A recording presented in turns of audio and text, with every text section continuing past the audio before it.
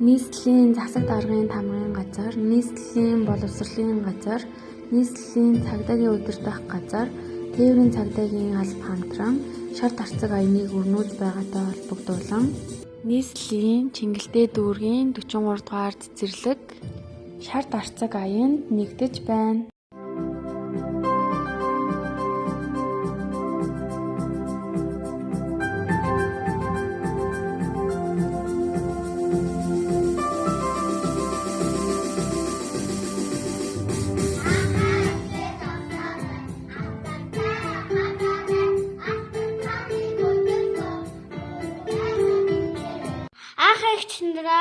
Бид нарыг шар тарцагтай явж байхад зам тавьж өгөөрэй.